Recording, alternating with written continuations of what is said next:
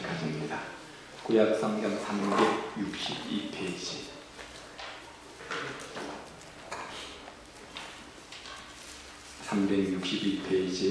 사사기 2장 6절에서 10절까지 말씀 우리 한 절씩 교독하도록 하겠습니다.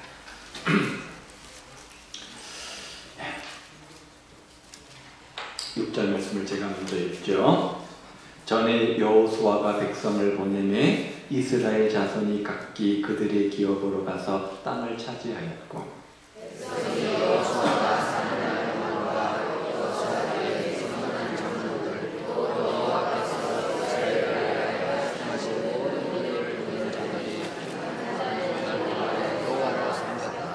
여호와의 종 눈의 아들 여호수아가 110세에 죽음에 우리가 그의 기업의 경유에 에브라임 산지 가스산 북쪽 림낫 베들에서 사하여 같이 읽습니다. 그 세대의 사람도 다 그 조상들에게로 돌아갔고 그 후에 일어난 다른 세대는 여호와를 알지 못하며 여호와께서 이스라엘을 위하여 행하신 일도 알지 못하더라. 아멘.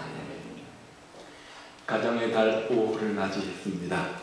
하나님이 부어주신 은혜와 평강이 각 가정마다 가득하시기를 주님의 이름으로 축복을 드립니다.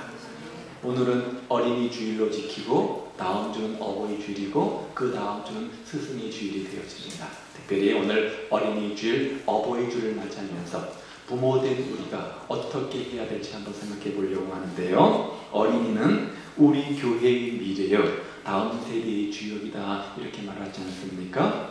한 교회나 나라의 흥망성쇠는 다음 세대 어린 아이들에게 달려있다고 해도 과언은 아닐 것입니다. 따라서 우리는 지금보다 더 좋은 가정, 더 좋은 교회, 더 나은 나라와 사회를 만들기 위해서 어린 아이들, 다음 세대를 바르게 양육할 책임이 우리 가운데 있는 거죠. 그런데 우리 교육의 현 주소는 그렇게 밝아 보이지는 않습니다. 대한민국의 교육열은 세계 최고의 수준이라고 하죠. 1년 동안 우리나라의 사교육비로 들어가는 돈이 매년 25조 원이 된다고 합니다. 어마어마한 액수의 돈을 자녀 교육에 쏟아붓고 있는 것입니다. 자녀 교육을 위해서라면 모든 것을 바칠 각오가 되어 있는 것이 이 땅에 살고 있는 부모들의 심정 아닙니까?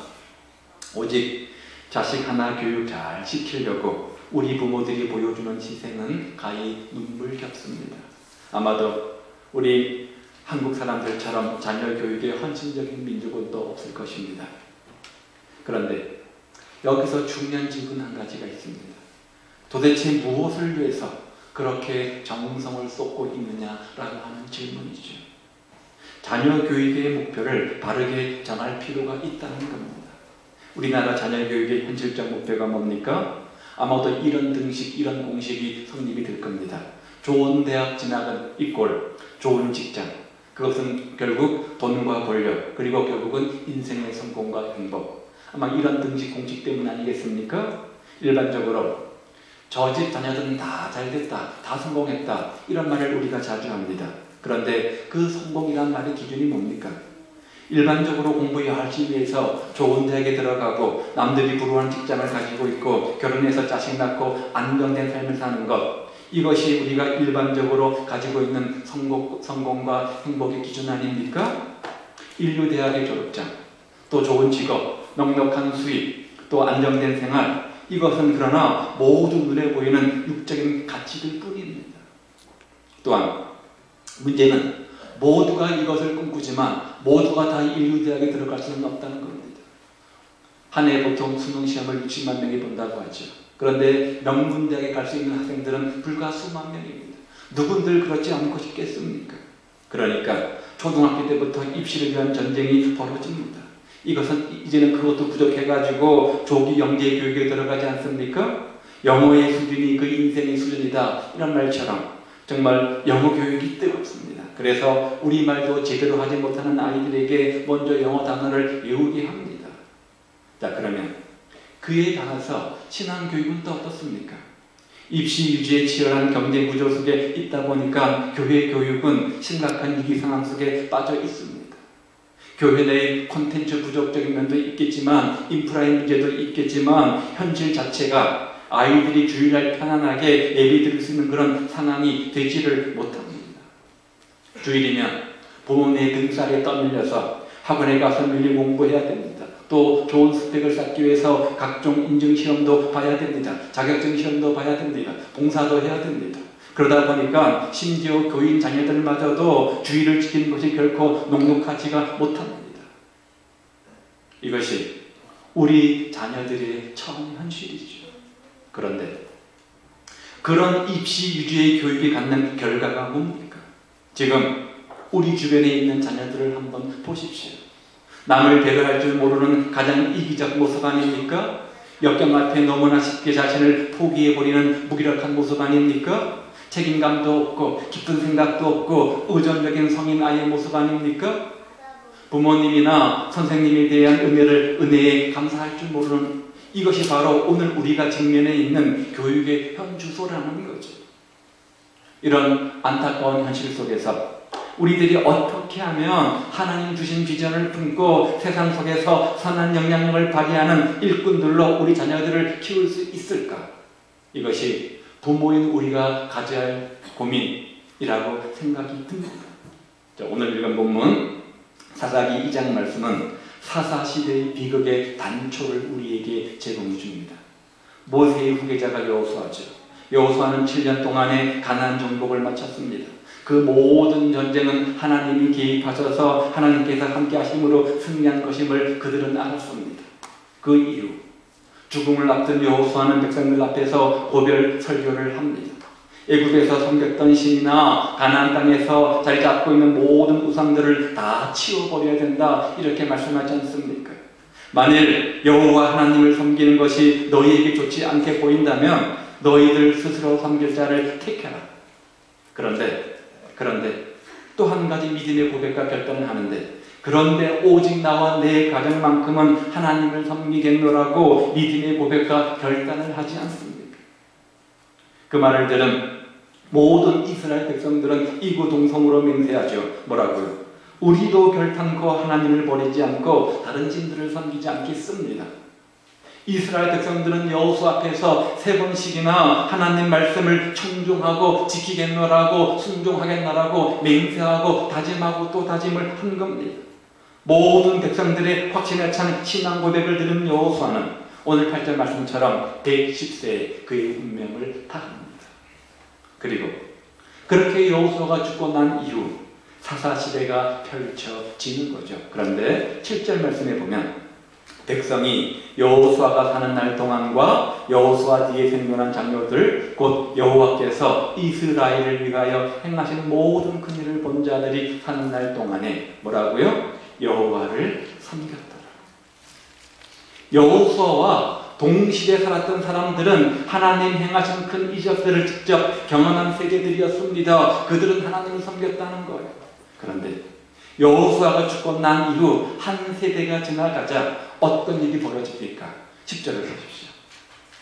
그 세대의 사람도 다 그 조상들에게 돌아갔고 그 세대는 처음 세대죠. 그 후에 일어난 다른 세대는 여호와를 알지 못하며 여호와께서 이스라엘을 위하여 행하신 일도 알지 못하더라.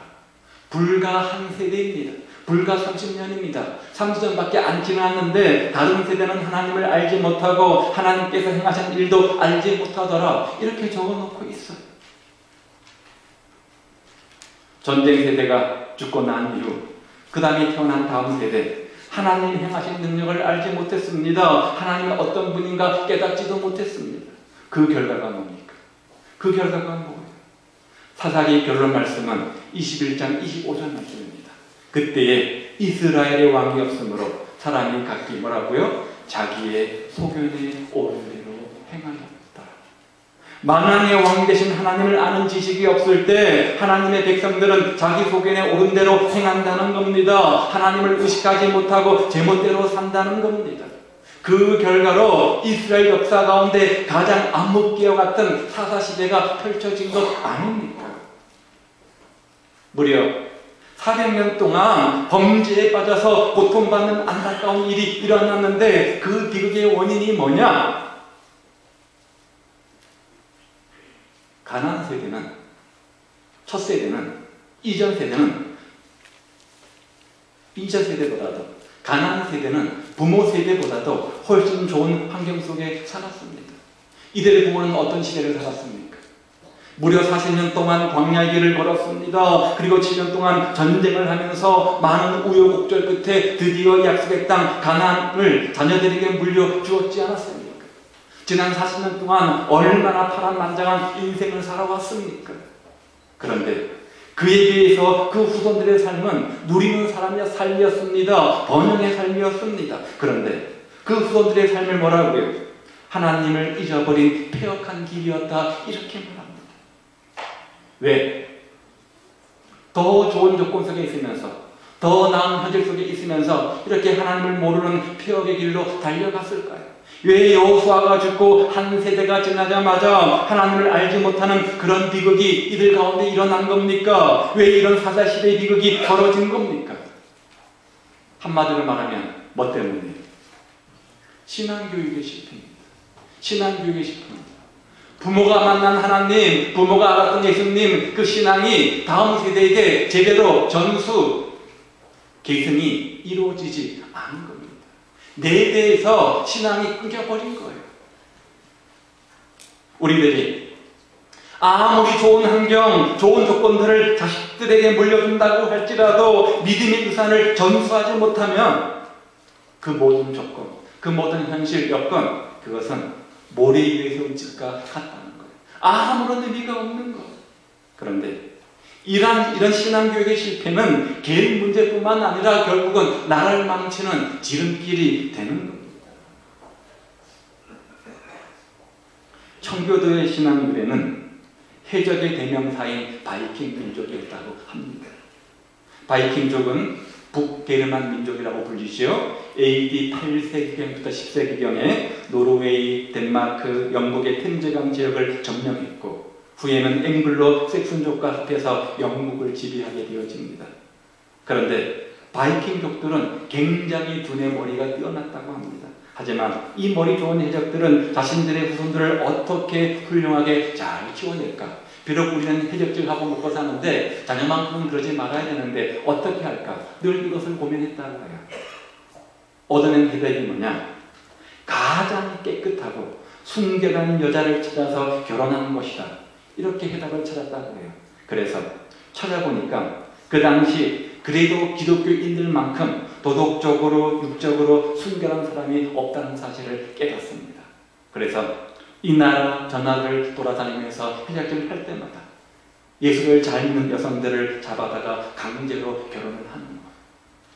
비록 억지로 끌려와서 해적의 아내가 되었지만 그래도 아이들만큼은 신앙으로 잘 키워야 되겠다. 이렇게 마음먹은 그 아내들이 아이들을 성경을 들려주고 아이들에게 기도를 가르치고 하나님을 사랑하는 자녀로 정성을 다해서 양육을 합니다.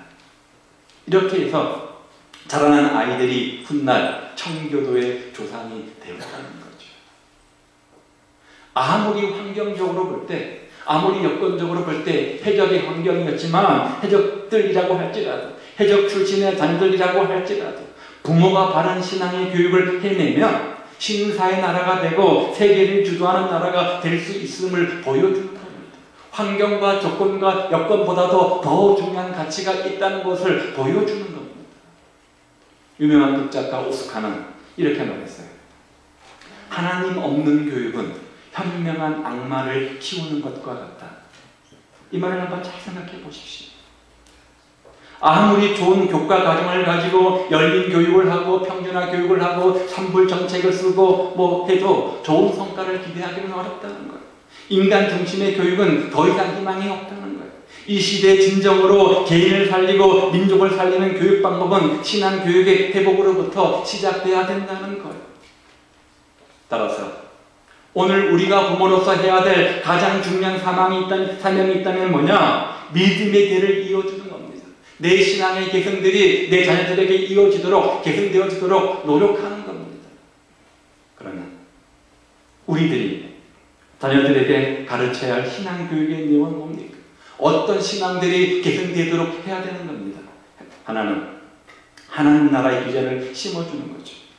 하나님 나라의 비전을 심어주는 것. 다른 말로 말하면 어떤 삶의 가치관, 삶의 방식을 심어주는 겁니다. 비전이라는 말 무슨 뜻이죠? 하나님이 우리에게 주신 꿈을 말하죠. 야망이라고 하는 것은 인간 스스로의 욕망을 이루기 위해서 갖는 꿈이지만, 비전이라고 하는 것은 어떤 사람이 되어서 어떻게 살 것이냐의 문제입니다. 어떤 대학에 들어가느냐 비전이 아닙니다.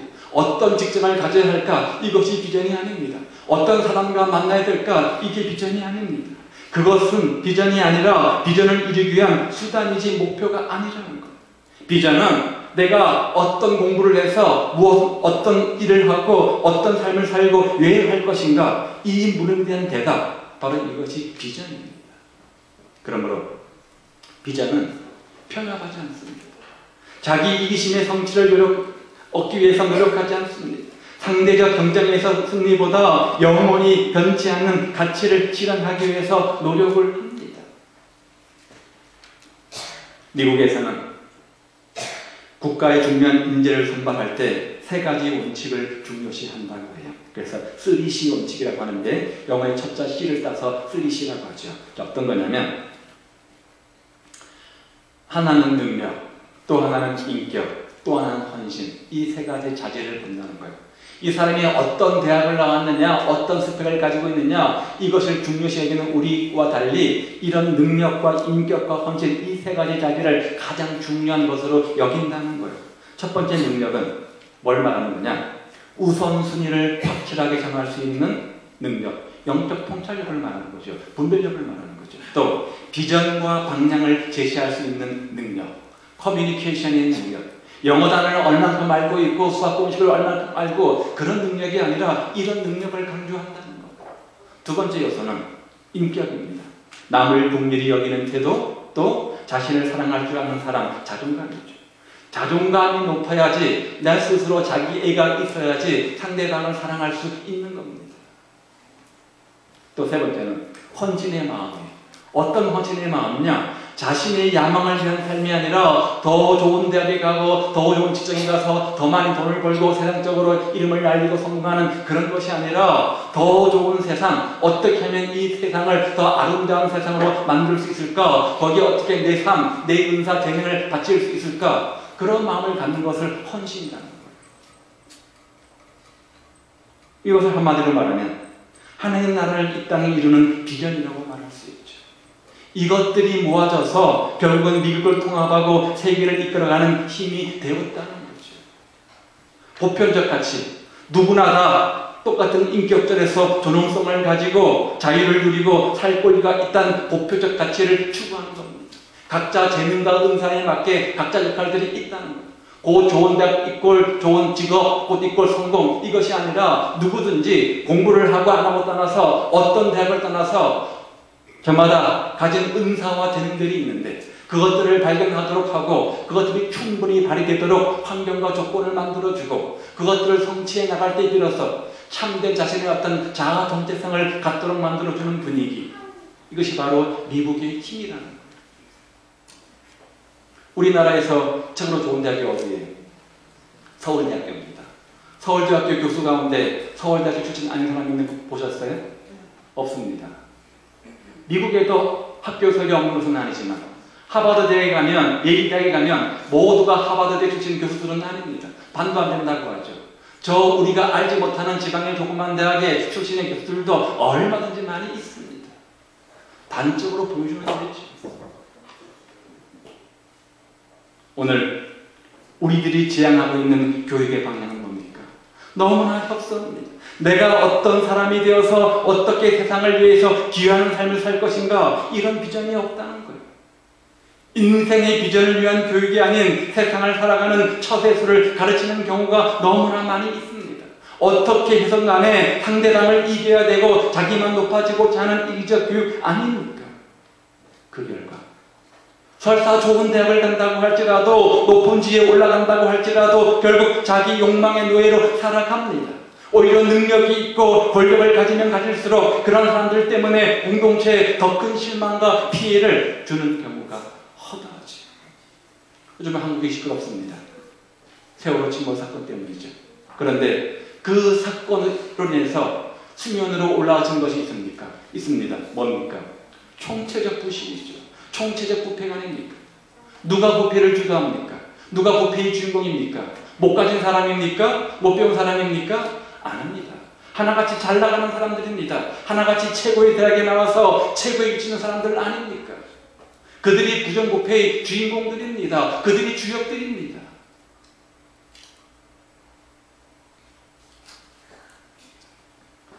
로마인 이야기라는 책을 여러분 기억하실 겁니다.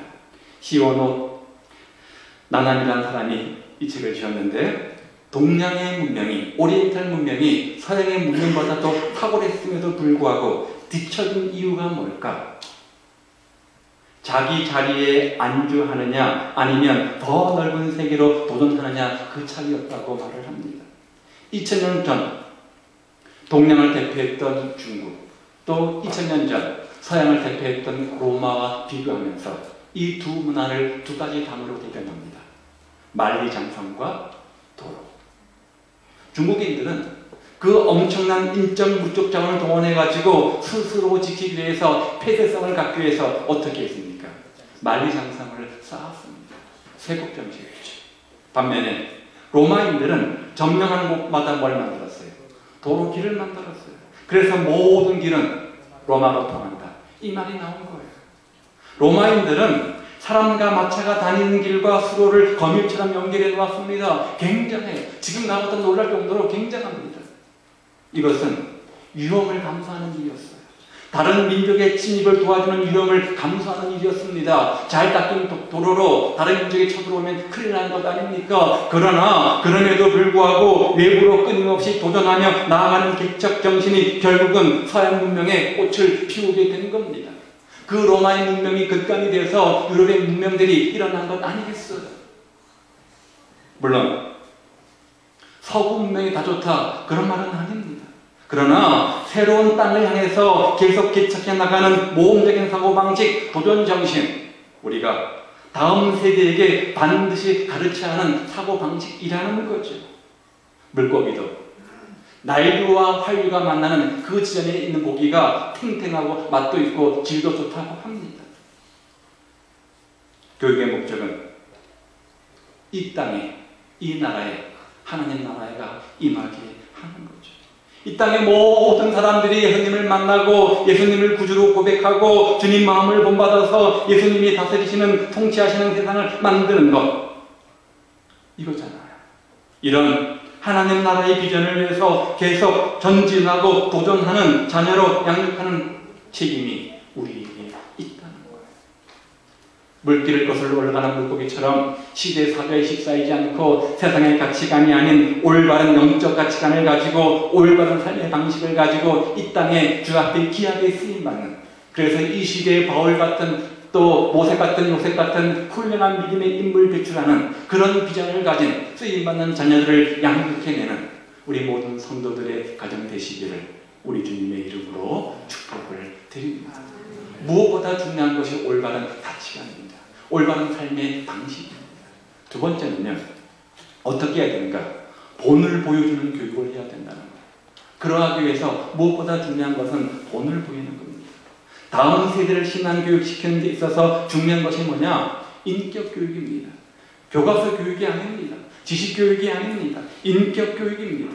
인격교육의 핵심이 뭡니까? 인격과 인격이 만나는 거예요. 사람과 사람이 부딪히는 거예요. 신앙교육은 인격교육은 보호가 아닙니다. 따라오너라입니다.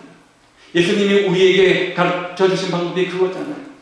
언제나 예수님은 항상 가라고 말씀하지 않으시고 팔로움이 나를 따라오너라 이렇게 항상 본을 보이셨습니다. 그러므로 인격교육이 제대로 성공하기 위해서 이전 세대가 그 다음 세대에게 중요한 모델 역할을 해야 된다는 거예요. 요즘 말로 말하면 멘토라고 하죠. 좋은 신앙의 본, 좋은 믿음의 본을 보이는 거예요. 그래서 보고 따라오게 만드는 겁니다. 감동을 받도록 만드는 겁니다. 말보다 행동과 삶을 통해서 그들 마음속에 하나님이 계시다는 것을 인정하게 만드는 것이 바로 인격 교육입니다. 우리 자녀들은 부모가 말하는 대로 성장하는 것이 아니라 부모가 말하는 대로 자라주는 것이 아니라 부모가 보여주는 대로 따라오게 되어져 있습니다. 따라서 부모는 자녀들에게 좋은 모델 역할을 반드시 해야 됩니다. 하나님을 잘 믿어라 말하기 전에 하나님을 잘 믿는 신실한 모습을 보여주면 됩니다. 정직하게 살아라 말하기 이전에 정직하게 사는 자들이 누리는 형통함의 비밀을 보여주면 됩니다. 공부 열심히 해라 말하기 이전에 내가 먼저 TV 끄고 계속해서 책 읽고 공부하는 부모의 모습을 자녀들에게 보여주면 됩니다. 이게 뭐예요? 자녀에게 좋은 본을 보이는 교육이에요. 이게 인격 교육입니다. 자, 그런데 흔히 다음 세대라고 하면 우리는 주일학교만을 생각하는 경향이 있습니다. 물론 좁은 의미로 보면 그것이 틀린 말은 아니지만 넓은 의미로 볼 때 우리가 보통 한 세대를 30년으로 보지 않습니까?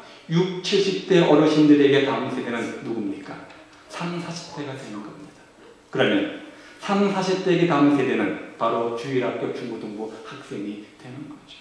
그렇다면 오늘 우리는 어떻습니까? 다음 세대를 준비하는 자로서 우리의 모습은 얼마나 본이 되고 얼마나 덕이 되고 있습니까? 오늘 우리가 다음 세대를 준비하는 데 있어서 두 가지 문제가 있다고 생각을 합니다. 하나는 우리 세대가, 우리 부모 세대가 우리 자녀 다음 세대에게 좋은 롤 모델, 좋은 영적 멘토 역할을 제대로 하고 있지 못하는 안타까움이 우리 가운데 있습니다. 한번 생각해 보십시오. 한번 솔직해 보십시오. 얼마나 여러분 다음 세대가 나의 신앙과 인격을 보면서 모델로 삼고 닮고 싶어 합니까? 저분의 신앙, 저분의 인격, 나도 본받고 싶다. 그런 평가들을 얼마나 자주 들으십니까? 사랑하는 어르신들, 사랑하는 주직자 여러분들, 얼마나 30, 40대 다음 세대에게 좋은 신앙의 본을 보이고 계십니까? 얼마나 자신 있게 나처럼 신앙생활하라, 내 인격을 본받아라 그렇게 말할 수 있습니까? 얼마나 예의 본을 보이고 계세요? 얼마나 헌신의 본을 보이고 계십니까? 얼마나 기도하고 전도하는 모습을 보이고 계십니까? 얼마나 헌금의 본을 보이고 계십니까? 가슴 아픈 이야기지만 이 부분에서 우리가 좋은 역할, 좋은 영향을 끼치지 못하고 있는 것이 우리의 현실이요 사실인 것 같습니다. 또 한 가지 문제는 구조적으로 문제가 있습니다. 다음 세대에게 신앙과 사역의 계승이 이루어지지 않고 있다는 겁니다. 즉 영적 2세대, 영적 3세대의 좋은 모습이 우리에게 별로 없다는 겁니다. 여기 한번 보십시오. 우리의 주일학교 어린이들, 이들 가운데 여러분의 2세대인 여러분 자녀가 몇 명이나 됩니까? 이들 가운데 여러분의 3세대인 여러분의 손주, 손녀 몇 명이나 됩니까?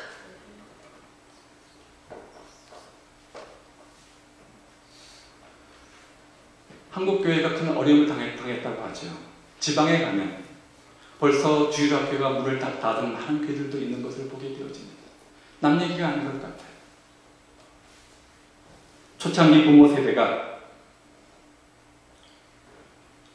부모 세대들의 자녀들이 다음 세대가 되어서 교회 사역을 계승하고 그리고 그분들의 자녀들이 주일학교에서 또 다음 세대 준비하기 위해서 양육받아야 하는 것 아니겠습니까?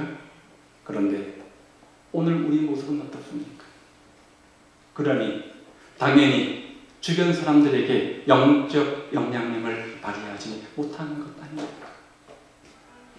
우리 안에 영적 2세대, 아버지와 아들이 함께 다니는 모습, 영적 3세대, 할아버지와 아버지와 아들이 함께 다니는 그런 모습이 없다는 그런 안타까운 구조적 문제를 가지고 있습니다. 그런데 이것이 어느 시대의 문제라고요? 오늘 본문의 사사시대의 문제였습니다. 그리고 이 문제가 결국은 400년 동안 비극을 주는 단초가 되었던 것을 기억하십시오. 그러면 어떻게 해야 됩니까? 어떻게 하는 것이 우리가 어버이주일, 어린이주일을 보내면서 우리가 이전 세대인 우리가 다음 세대를 준비하는 자의 모습일까요? 하나는 부모 세대인 우리가 먼저 신앙의 본, 인격의 본을 보이는 겁니다. 전통 있는 교회가 뭡니까? 바로 이런 거잖아요. 누군가가 신앙의 멘토가 되어서 좋은 본이 되어서 그분 따라 신앙 따라가고 인격 따라가다 보면 그것이 좋은 전통이 되어서 다습하는 것. 이게 전통 있는 교회 아닙니까? 좋은 신앙의 전통을 다음 세대에게 남기는 겁니다. 먼저 내가 예배의 본을 보이고, 내가 먼저 섬김의 본을 보이고, 내가 먼저 헌신의 본을 보이는 겁니다. 그래서 좋은 영향력을 다음 세대에게 끼치는 겁니다. 나의 신앙과 나의 인격을 본받고 싶어하는 사람들이 많이 생기도록 만드는 겁니다. 그것이 사역의 계승이요, 그것이 신앙의 계승이요, 그것이 좋은 전통을 물려주는 것이고 다음 세대를 준비하는 것 아니겠어요? 또 한 가지, 우리의 자녀들에게도 신앙의 계승, 사역의 계승이 잘 이루어지도록 하는 겁니다. 우리 자녀들이 함께 한 교회를 섬기면서 영적 2세대, 영적 3세대가 이루어지도록 하는 겁니다. 신앙의 연결고리가 끊어지면 안 되잖아. 먼저는 부모 세대인 우리가 버팀목이 되어서 우리의 자녀인 다음 세대가 신앙의 뿌리를 깊게 내리도록 해줘야 되고, 그런 다음 이제는 그런 우리의 후손들이 교회 버팀목이 되어서 다음 세대나 혹은 새로운 사람들이 신앙의 뿌리 내릴 수 있도록 돕는 역할을 감당해야 되지 않겠습니까? 그럴 때 교회는 부흥하는 것이고, 그때 교회는 건강해지는 거죠. 그리고 이것이 신앙의 유산을 물려주는 것이요, 다음 세대를 준비하는 겁니다. 생각해 보십시오. 버팀목이 되어주는 부모가 있는 우리 자녀들이 우리 교회에서 신앙의 뿌리를 내리는 것이 쉽겠습니까? 아니면 생판 아무것도 없는 사람이 우리 교회에 와서 신앙의 뿌리를 내리는 것이 쉽겠습니까? 우리 모두 부모 세대는 우리가 먼저 좋은 신앙의 본, 좋은 인격의 본을 보이고, 그래서 우리 자녀들까지 이것들이 신앙과 사역들이 계승되어서 우리 교회 안에 구조적으로 영적 2세대, 3세대의 그런 많은 모습들이 보여지기를 우리 주님의 이름으로 축복을 드립니다.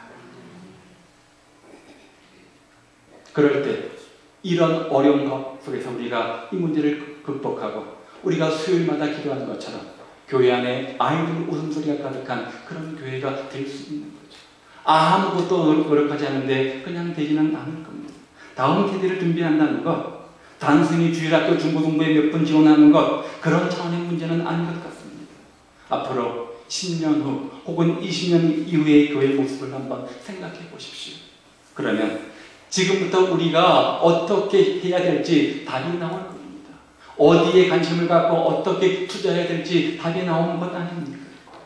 백년지 대계의 그림을 가지고 지금부터 비단 주일학교뿐만 아니라 넓은 의미로 우리의 다음 세대 30, 40대까지도 준비하는 모습을 우리가 가져야 할 겁니다.